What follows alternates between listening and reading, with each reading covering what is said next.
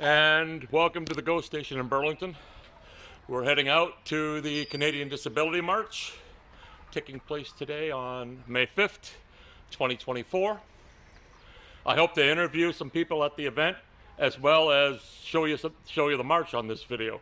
So we'll see you real soon. Here comes the train.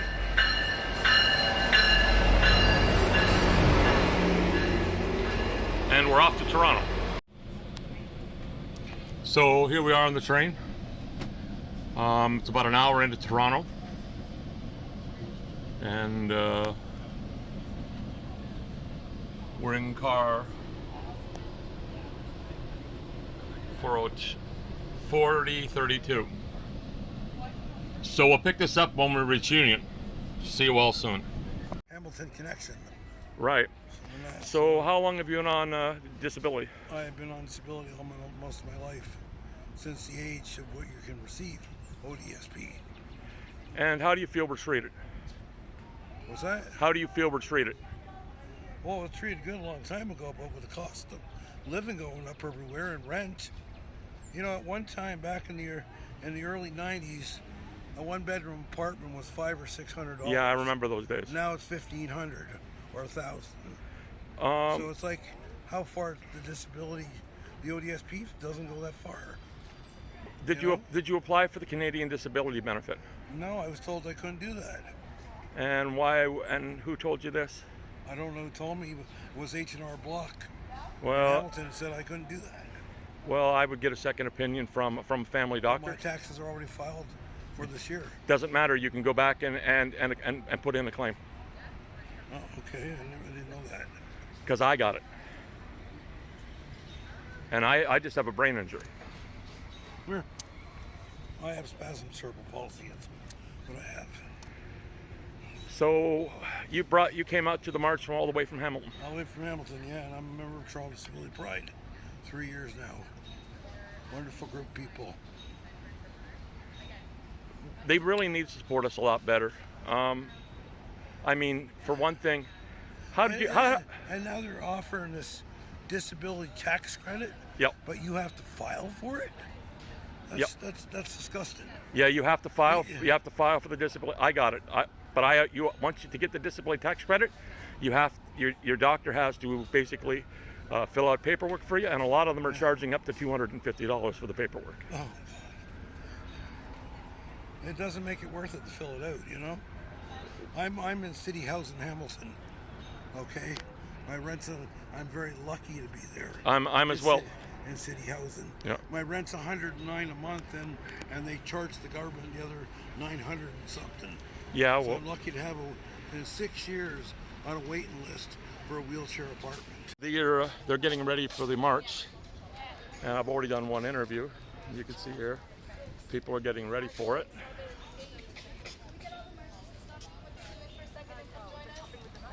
Whoa, shit! Somebody help me here? I got it. Oh, I forgot I got flags on. I got it. I got it. Whoa, whoa, whoa! Easy. Shit. Oh, how are we gonna? I got it. Go. Got it. Yeah, but it's busted there. I'm sorry, Becky. I forgot. Can you stop hounding me? Now I gotta fix that.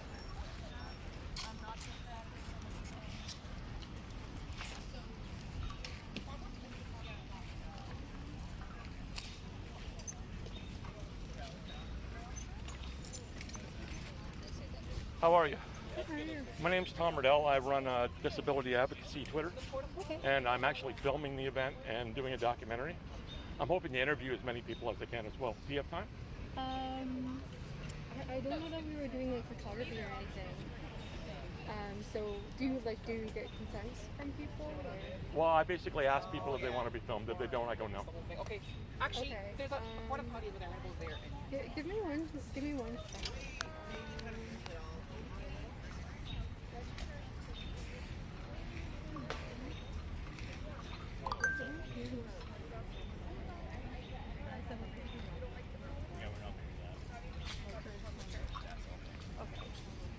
Yeah, sorry, we're not doing any like kind of filming or like photography or videos or anything like that.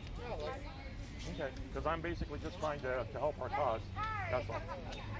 Yeah, it's just for safety purposes too, because this is sort of like, you know, a political rally. You don't necessarily want people's faces.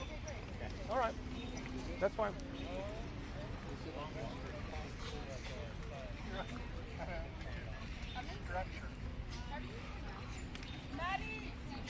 Because I email,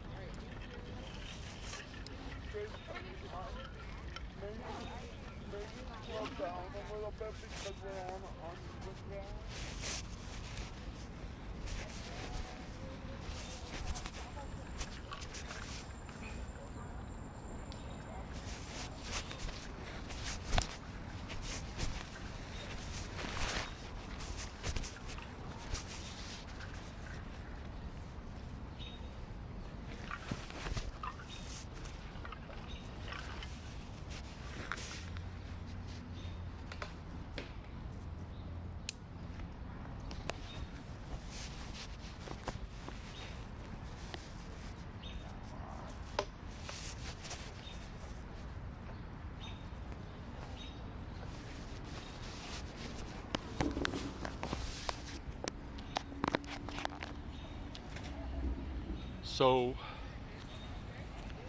let me get out of the shade. So I tried to get an interview with the staff here, and they declined. Little disappointed in that, but I'll try to interview some more people along the way. I've got one interview so far, and we'll see how this march goes. We kick off at 1. Can you tell me your name and where you're from? I'm Lucinda Levere. I live in the beaches in Toronto. Okay, and how long have you been disabled?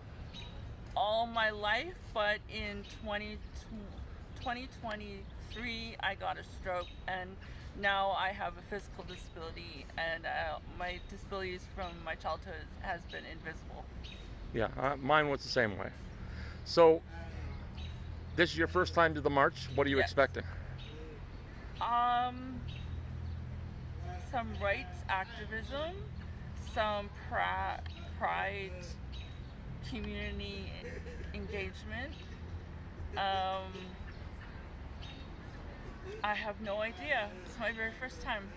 So, how do you feel Premier Ford is treating the disabled? I think he's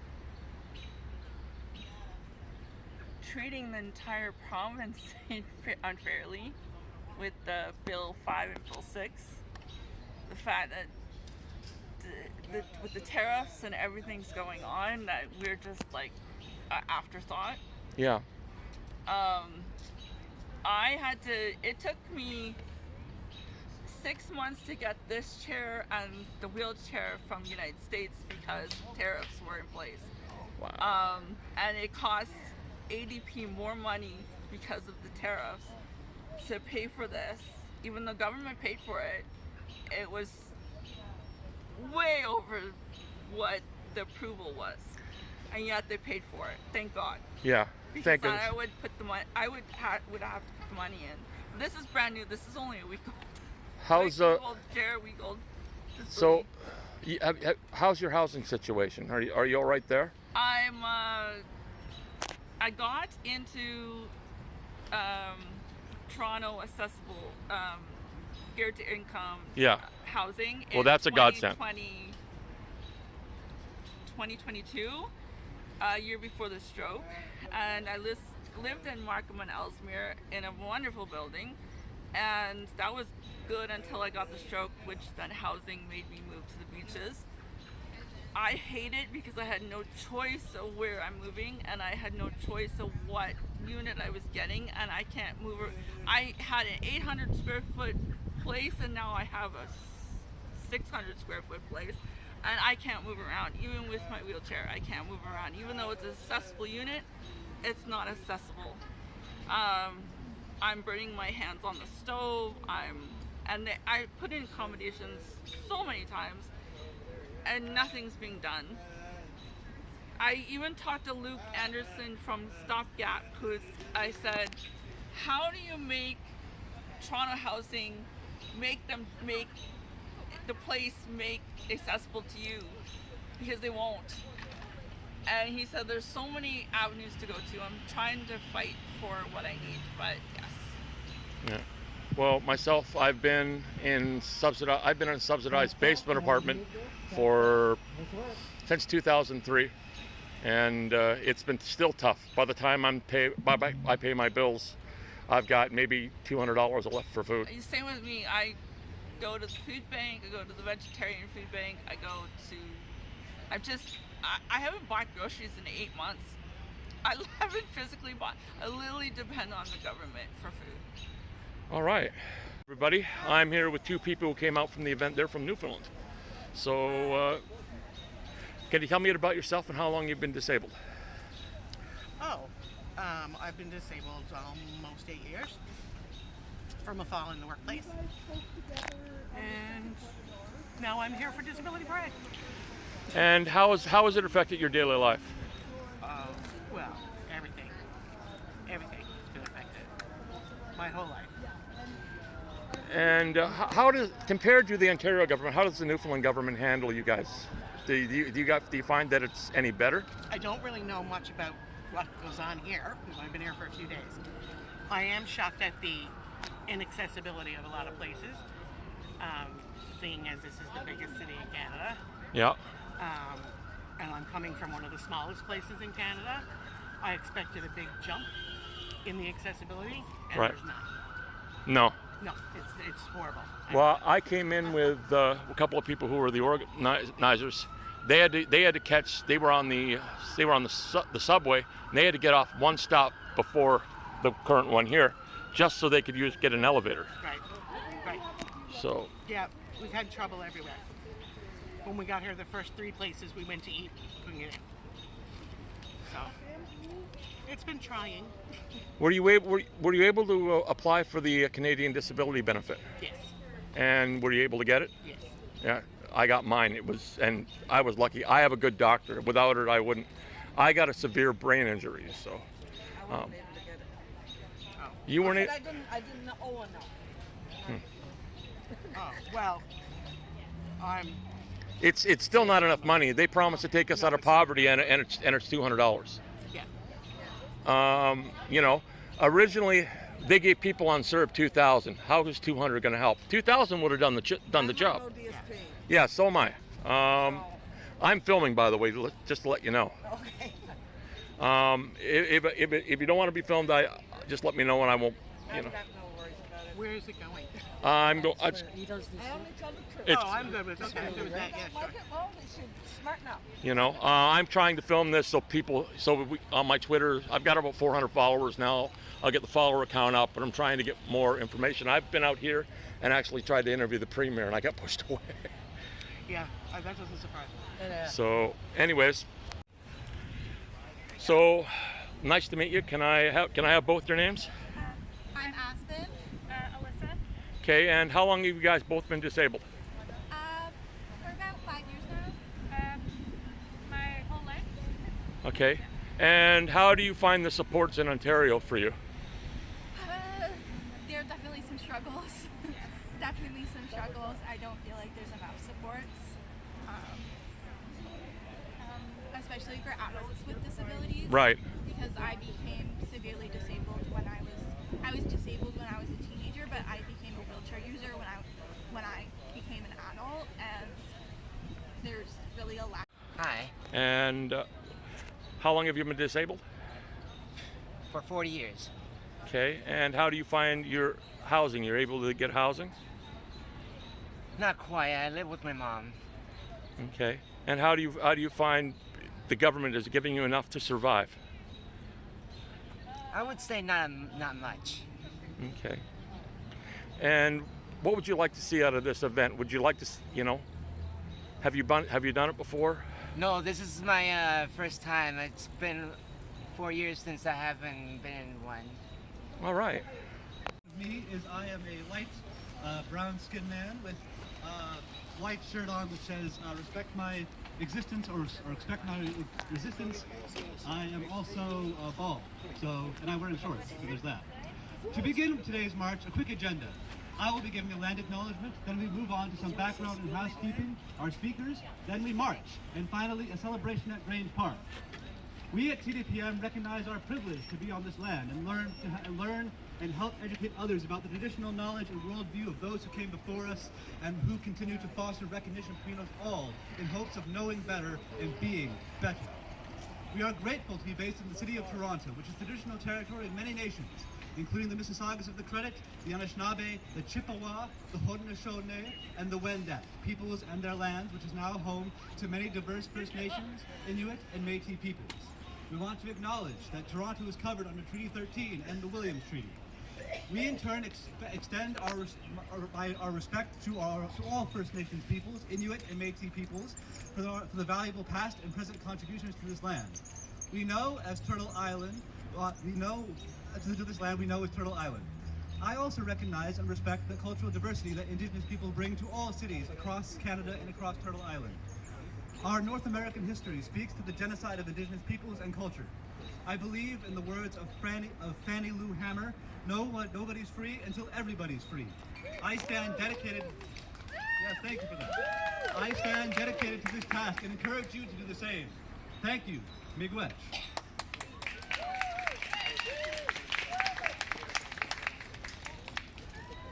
As we are sure you are all aware, land acknowledgements are a slippery slope.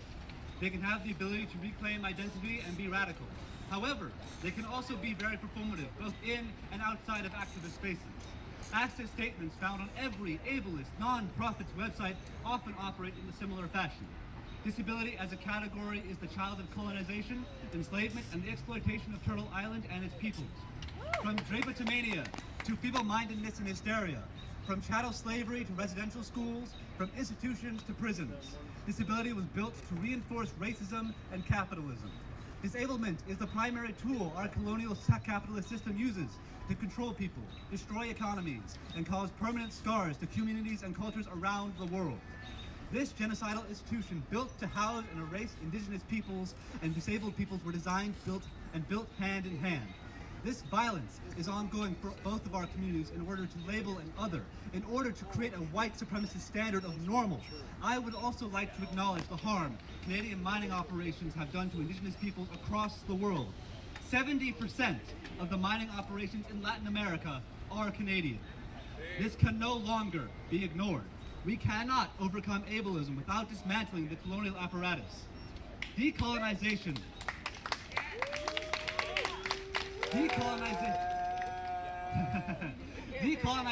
is not a passive act, so we invite you to support the Okiniwak encampment on the north lawn of Queen's Park, right over there.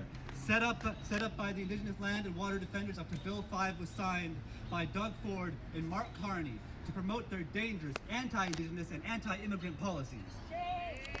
These policies are also providing a threat to the environmental well-being of Ontario. More information can be found on Instagram at 8th Fire Rising. I also invite you to join the next Palestinian rally, which can be found on Instagram at PYM Toronto. We would like to take a minute to honor the disabled community members that we have lost. This year, we have lost an unbelievable amount of elders. We've lost Elder Wanda Whitebird. We don't know where to start with Wanda. From her work with incarcerated and drug-using communities, to her work at Anishinaabe Health, starting the traditional healing program, and working with those with HIV and AIDS, to her work with No More Silence, where led the annual Strawberry Ceremony in honor of missing and murdered Indigenous women, girls, and Two-Spirit peoples. Finally, her work in building an accessible sweat lodge on the Six Nation reserves and organizing and leading accessible sweats for disabled Indigenous community members. She was someone our organizers looked up to, someone who embodied the principles we try to live up to. The last speech Wanda gave at TDPM was in 2023. She spoke about the connection of all things. She spoke about the interdependence of all things, living, land, water. In that spirit, she did a lot of work in this city to bridge communities and connect people and movements for all of our liberation. She was supposed to speak at last year's brunch, but didn't make it because she was ill. While we were hoping to have her back with us this year, the best way we know how to honor Wanda's memory is to commit ourselves to cross-movement solidarity and follow the wisdom and leadership of indigenous matriarchs. There's a big fight coming to Turtle Island, to indigenous communities, to the Ring of Fire. It is all of our duties to not just stand with indigenous communities, but figure out how we can best serve this moment. We all have a duty to the indigenous peoples of this land, and to the land and the water and the sovereignty they are fighting to protect.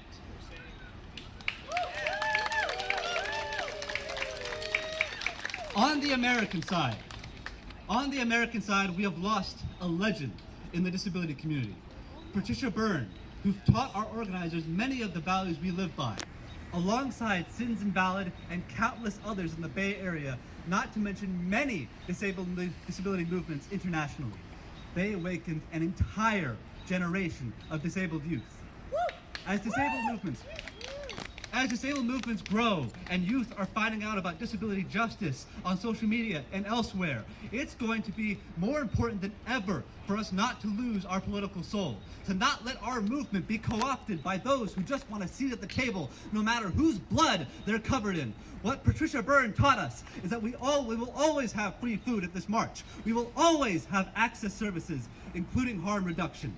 We will always invite and advertise our march to houseless and drug-using communities. We will center the liberation of the most marginalized, and we will fight to ensure disability capitalists do not make disability pride what carceral capitalist queer pride has become. We have to choose. We have to choose who and what we support with our presence, with our money, and our images.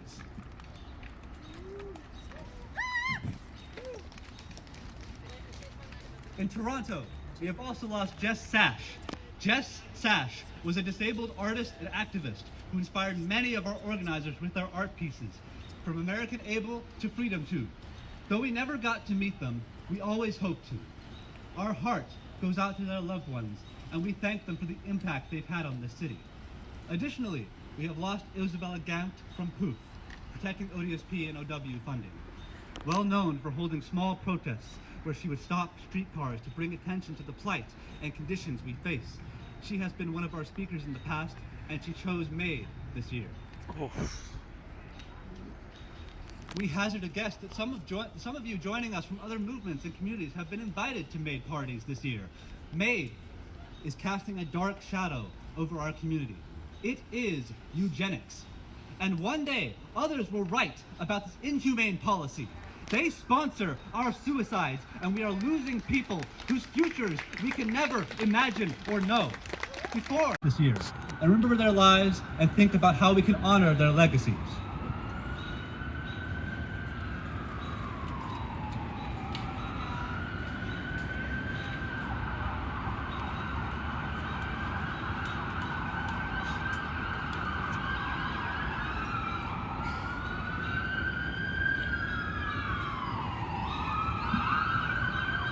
Thank you. 11. It began as a small crowd of 100 people at City Hall as a fundamentally anti-colonial, anti-police, and anti-capitalist gathering of disabled folks. Though the march has grown throughout the years, we march for many of the same reasons that brought us together when we first started. Issues of accessible housing, transportation, legislative poverty, surveillance, segregation, institutionalization, and police violence. TDPM is and has always been an intentional form of activism striving to address the intersectional nature of disability, while reshaping the meaning of what disability justice and collective liberation can be in Toronto and across Turtle Island. Now we want to move to some housekeeping and community participation items. In our lives, we ask that you wear a mask, even if you do not elsewhere. We want to thank Mask Block and Surge Toronto for helping us. They are currently handing out masks in the crowd, and there will also be masks at the access table at the front. Next, for the third year in TDPM's history, today's march is an abolitionist march. We have experienced marshals and volunteers who will help ensure safety while marching alongside with legal observers and people trained in first aid. If you need general assistance, please find out a volunteer in white shirts wearing a TDPM volunteer. Disability justice can only exist by dismantling all our oppressive systems, by caring for each other, by protecting each other, by demanding justice for each other. As Maya Angelou, Fannie Lou Hamer, and Emma Lazarus have reminded us throughout history, none of us can be free until we are all free.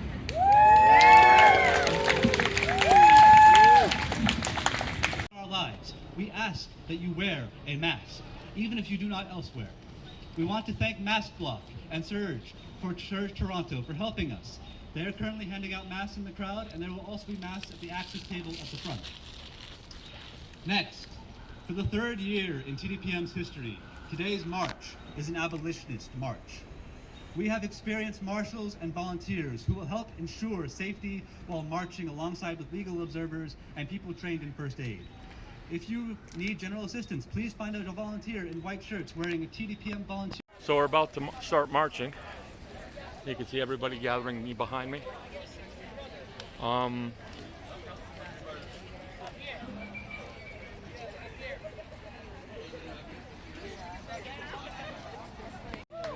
So here we go, folks. We're marching.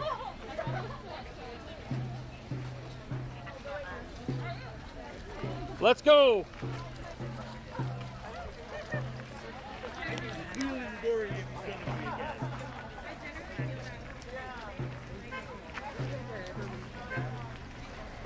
That was what happened last night. If the heat is getting to you, make sure you take care of yourself.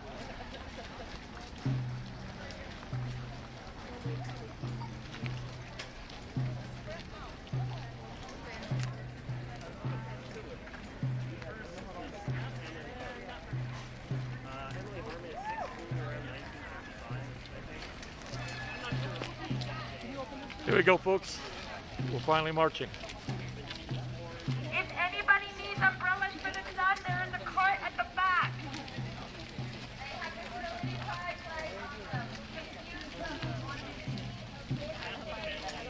Proud.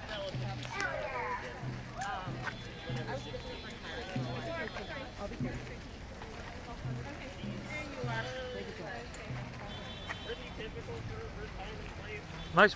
Hey, hey. Ho, ho. Ableism has got to go. Hey, hey. Ho. Ableism has got to go. Hey, ho, ho. Ableism has got to go. Hey, hey. Ho, ho. Ableism has got to go. Hey, hey. Ho, ho. Ableism Ableism has got to go. Hey, hey.